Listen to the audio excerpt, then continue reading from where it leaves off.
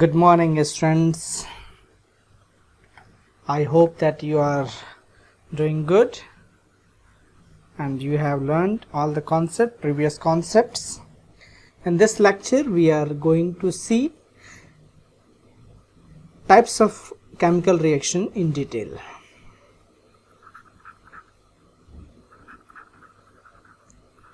Types of chemical reaction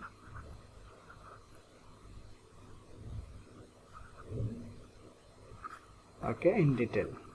So first reaction we are going to see combination reaction.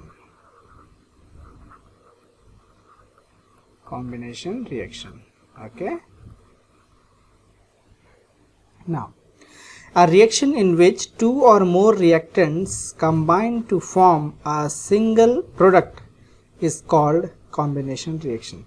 अभी जो combination reaction क्या होता है, जहाँ पे दो या दो से अधिक जो reactants हैं वो दोनों एक साथ जुड़कर एक सिंगल प्रोडक्ट फॉर्म करते हैं, उसको हम combination reaction हम कहते हैं. इसका डेफिनेशन हम लिख लेते हैं. A reaction in which two or more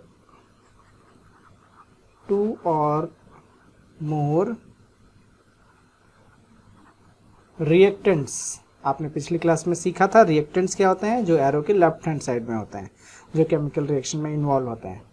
reactants combine to form a single product is called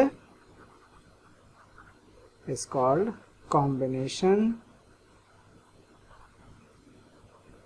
reaction.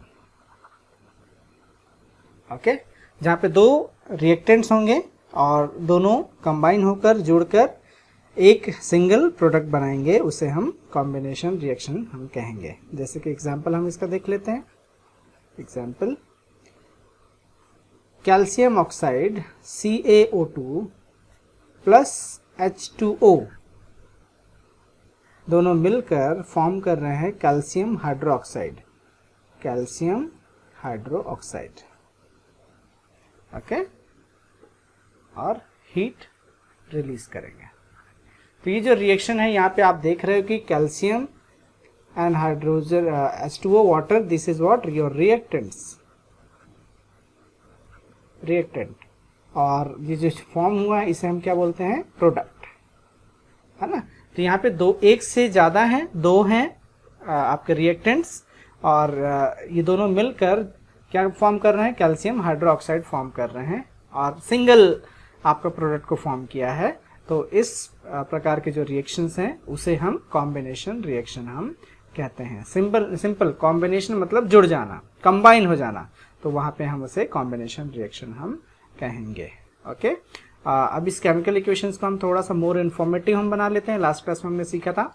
तो यहाँ पे हम ब्रैकेट में इसका स्टेट हम लिख लेते हैं. तो कैल्शियम ऑक्साइड सॉलिड फॉर्म में है, H2O लिक्विड फॉर्म में है वाटर, और कैल्शियम हाइड्रोक्साइड आपका एक्वियस फॉर्म में है. ओके, और हीट इसने रिलीज किया है ना. तो ऐसे रिएक्शंस को हम क्या बोलेंगे, कॉम्बिनेशन रिएक्शंस बोलेंगे. Example number 1. एग्जांपल नंबर 2 भी हम देख लेते हैं ताकि और अच्छे से हम समझ पाएं. जैसे कि बर्निंग ऑफ कोल, कोयले का जो जलना है वो भी कॉम्बिनेशन रिएक्शन होता है.